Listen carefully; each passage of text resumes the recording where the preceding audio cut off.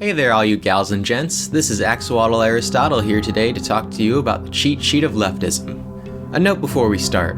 My attempt of making this video will be to appeal to leftists and centrists. Ideally conservatives too, but we will be discussing Friedrich Engels and communism, so I'm afraid that might turn them away. But if you are a conservative, I ask that you watch this video until the end because I intend to make things as clear as possible while addressing any negative stereotypes everyone has about leftism. In addition, I myself am not a communist, I'm a socialist, and because of that, Engels and I differ on a few points. I'll do my best to put aside any bias I may have and discuss what Engels wrote. And if I have my own point to make on something, I will stress that it is my own view. Also, I will leave a link in the description for you if you'd like to read the original document for yourself. Finally, the structure of this video will be as follows. First, I will describe exactly what the proletariat is, who they are, their living conditions, and their struggle. Next, I will go over the history that Engels lays out for the development of the proletariat. And finally, I will summarize what he describes as the solution, communism. Now, let's begin.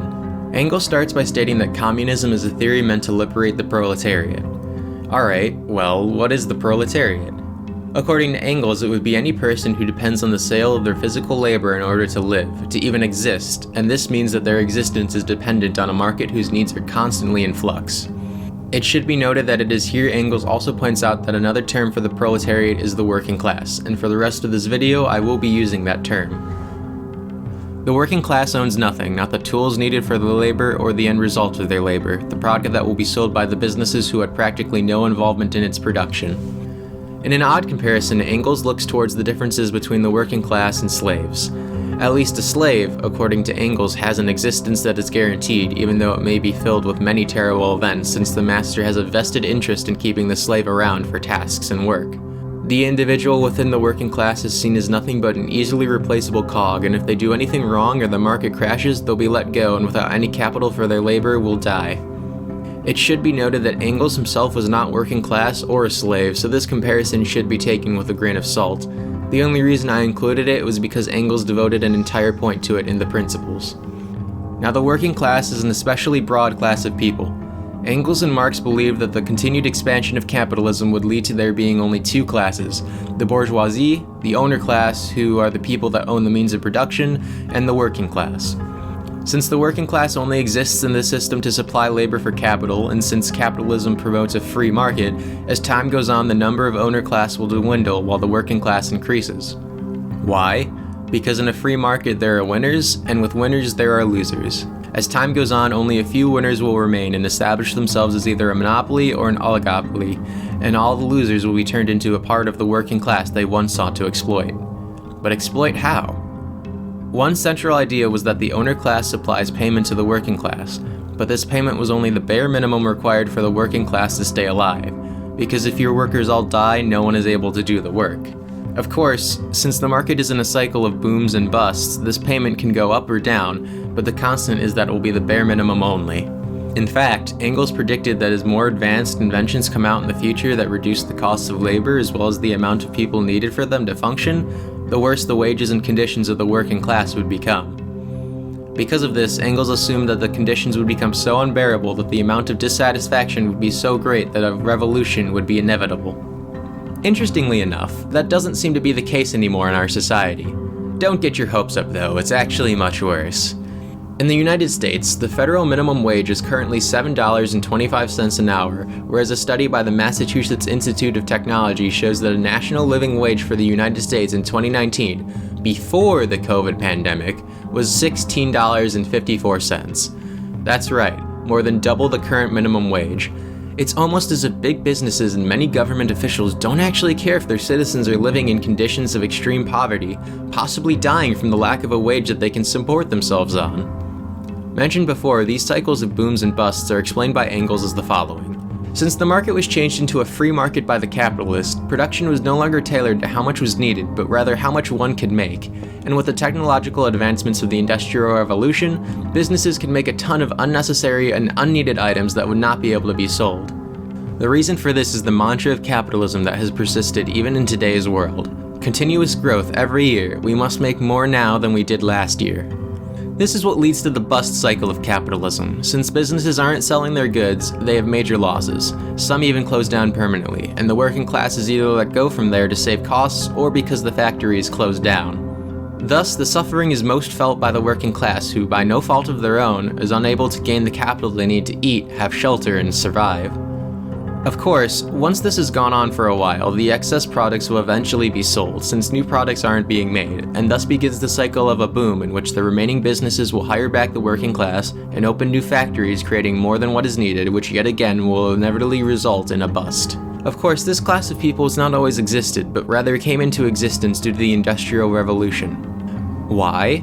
Because the machines that rendered most laborers as useless were so massive and expensive at the time of their creation that only the wealthiest people could afford them. The tools that the working class at one point could use to support themselves were no longer effective. The machinery of the Industrial Revolution allowed so much product to be made in such a short period of time that the prices dropped heavily. In addition, the factories offered something that the individual laborer was not able to: consistent quality. Because the new working class was unable to compete with these machines, they found themselves having to offer the only thing they could: their labor. So, they started to work in the factories that had uprooted their entire way of life, and since the machinery was nowhere near as complex as creating something from scratch, a worker that at one point in time had the ability to make an entire outfit or item by hand was now de-skilled, and only knew how to handle the machinery that made only one part of the outfit or object instead. This de-skilling of the work allows the working class to be easily replaceable, unable to create anything on their own, and is one of the reasons why the owner class pays the bare minimum in wages. In today's society, it is extraordinarily hard to do anything besides working for the owner class, since the owner class has done extraordinarily well when it comes to the privatization of land. For example, living off the land became extremely difficult when, in England for example, the common farming land for the community was privatized into land for the individual. In addition, creating your own business is nigh impossible since you either have to come from an owner class family in order to have the capital to start it, or try your hand at convincing a privately owned bank for a loan, which means you're subjected to the whims of the bank on whether or not they believe that your idea is A, good enough, B, that you have the capability and skills to own and run a business, and C, that you will make enough money to actually be able to pay back the loan you took as well as all the interest. This doesn't even cover the fact that the banking industry discriminates on who it gives loans to and how much they charge based on race, gender, disability, etc. Since this video is focusing on Engels, however, I will opt to leave a couple links to news articles in the description if you would like to read more on this issue yourself.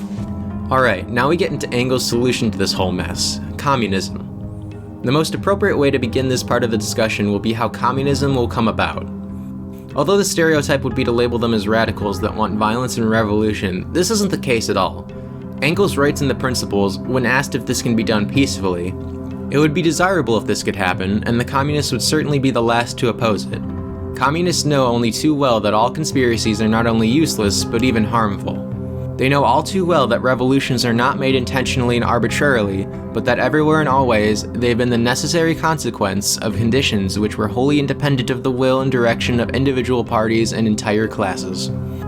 To give this statement more historical context, Engels wrote these principles during a time when you could only vote if you possessed a certain amount of capital, i.e. money, which was a very effective guardrail for the interests of the owner class. They used it to overthrow the old systems and monarchies and insert rules that would protect themselves. In addition, the United States still had slavery, many countries didn't allow women to vote, etc., etc. In fact, in our modern age, the owner class is still doing its best in order to make sure as many people from the working class are unable to vote or that their vote doesn't matter. Examples of this would be gerrymandering, reduced voting hours, in-person voting places that aren't easily accessible to everyone, and restrictions on mail-in voting and early voting. Not to mention all the effort the DNC put into making sure Bernie Sanders lost both the 2016 and 2020 primaries, but that has enough information to be its own video. The point is that due to the owner class ensuring that peaceful reform is impossible, revolution is inevitable. Therefore, once the revolution is over and done with, one of the first orders of business for the working class will be to change the system to ensure that it's a real democracy and not a faux one that caters to the owner class. It is in this way that the working class will continue to hold on to government power since, ideally, the majority of people will understand what is in their best self-interest and not the interest of the capitalist owner class. Of course, Engels and Marx did not believe that the change to communism could happen instantaneously overnight. Instead, it would have to be a gradual change as both capitalism and the state itself wither away. In Principles, Engels gives several policies the working class government should enact that would pave the way for this future to happen. These include getting major industries like energy, transportation, etc. out of the hands of private ownership and into the hands of the state. This would be accomplished by the competition the state-run areas would produce, as well as taking some over with direct compensation to the owners. Taking away the property and capital of those who pose a threat to the new government, which would be the former capitalist owner class attempting to use its resources to launch a counter-revolution, converting the minimum wage into a living wage, and putting pressure on privately owned banks for their inevitable dissolution in the face of state-owned banks. Communism, for both Marx and Engels, is about fostering freedom. A consequence of the rise of communism will be the dissolution of biases and perceived inequalities of people, which include race, gender, sexual orientation, nationality, etc. This is because these things only exist under capitalism, because the owner class wants to foster these resentments in the working class in order to shift their anger and outrage from their living conditions, capitalist system, and the owner class to themselves, so that the exploitation done by the owner class can continue onwards. Of course, this is one of my main problems with Marx and Engels. Not that communism will solve all these problems, but by their idealist assumptions that class consciousness will always triumph over these inequalities that, as history has shown us, have proven to be a most formidable foe. This next part will surely rile up any conservative still watching, as well as any person that follows a religion.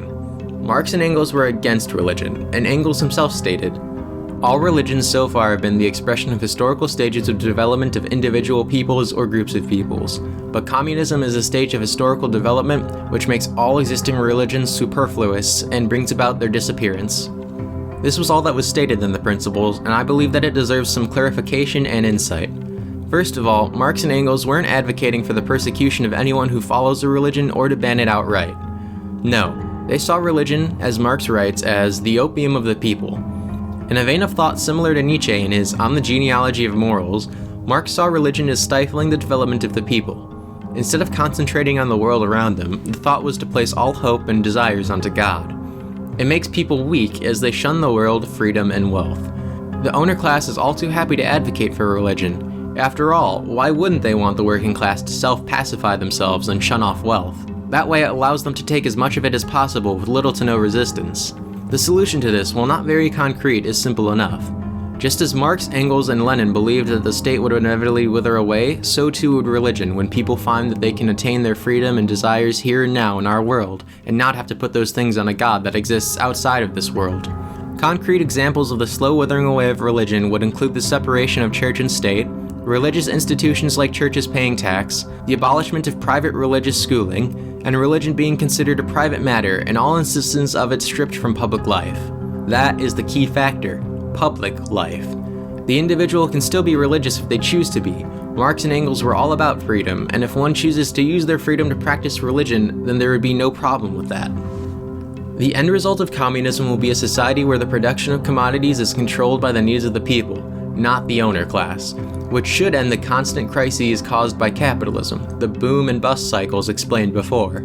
Since the capability of overproduction will still exist, it will instead be used to go beyond just the basic needs of the people. That means that in addition to having enough food, shelter, and warmth for everyone, there will also be ways to express your creativity and freedom that extend beyond going to work and paying the bills. There will still be work, but much less of it, and you will then have the creative items you need to enjoy the freedom of your newfound gain of time. In fact, a society that is planned and managed this way requires people who have these qualities that are only cultivated outside of work, one of the many reasons why communism is incapable of happening overnight. In addition, your job won't be the same thing every year. Due to the increase of technology, every branch of production should become easier to learn so that workers will be able to work in many different fields based on whatever the current needs of society are, or what the desires of each individual worker is, whether they want to do coding, farming, accounting, etc., etc. Finally, Engels discusses the difference between communists and socialists. Only two are relevant, the bourgeoisie socialists and the democratic socialists, the camp I fall under. The bourgeoisie socialist, to put it bluntly, only desires some welfare changes that would ease some of the burdens currently caused by capitalism.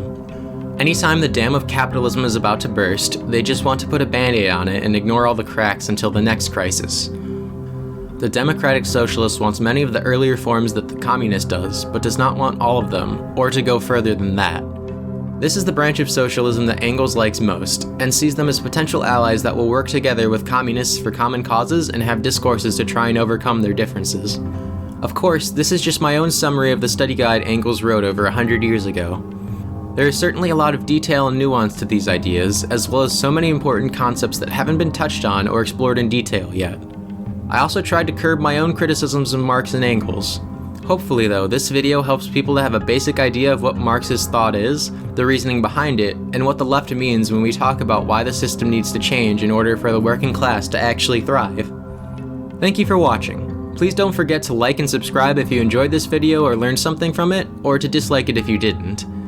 If you have any questions or something you would like to share, please leave a comment. I would love to provide more clarification and hear your thoughts on both my video and Engels. I also have a Patreon if you would like to support me and this channel. There are numerous tiers and rewards to choose from, like having your name at the end of my videos.